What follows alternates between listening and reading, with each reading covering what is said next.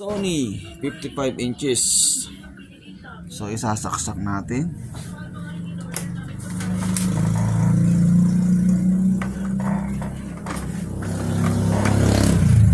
Ayan. So hindi nagpa-power, sabi ng may-ari, oh, wala siyang power.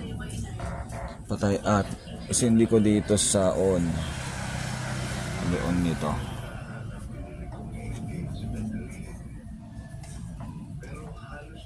Ayaw. So buksan ko na lang. Wala siyang power. So ito yung likod niya, guys. Bubuksan lang natin. Ito yung model 55X700 707G. Ayan.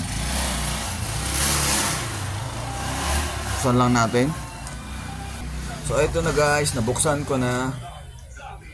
Ayan yung power supply. So isi-check natin kung bakit walang power. Tingnan natin yung fuse niya. Baka na-open.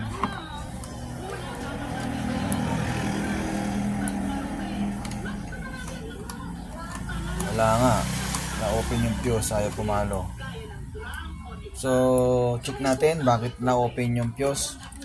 Baka may shortage dyan. So, ayan yun po. Binaligtad ko para ma-check natin.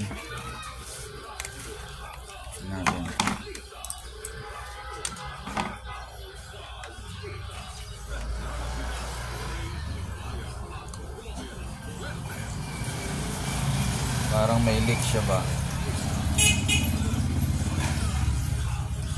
Oh, ito shorted, oh. Tanggalin natin tong regulator na to, shorted. So ito na, guys, tinanggal ko siya. Galing dito, oh. Yan. Strain natin.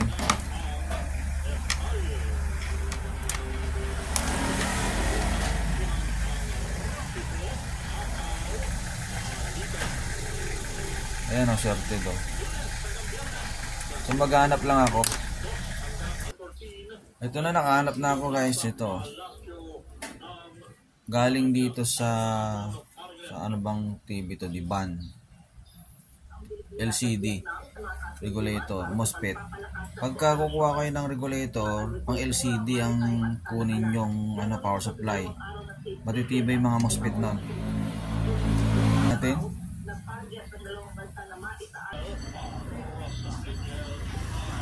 Ayan, okay na, may power na, magana na siya, oh. Oh. Ayan natin.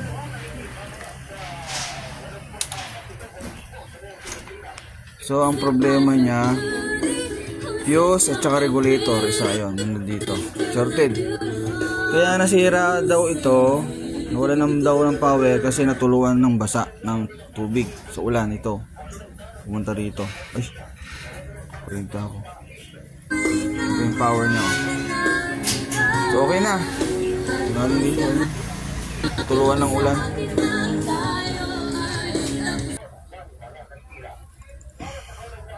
Ay, wala kasing antena, lalagyan natin. Ayan. Okay. Okay na. Itumba natin ang sagabal sa buhay ko. Okay.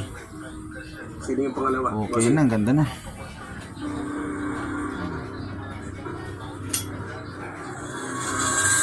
Pinag-iingat ng mga otoridad ang lahat sa mga nakatakas na presong sina Badong Agyot at Imong Calavera.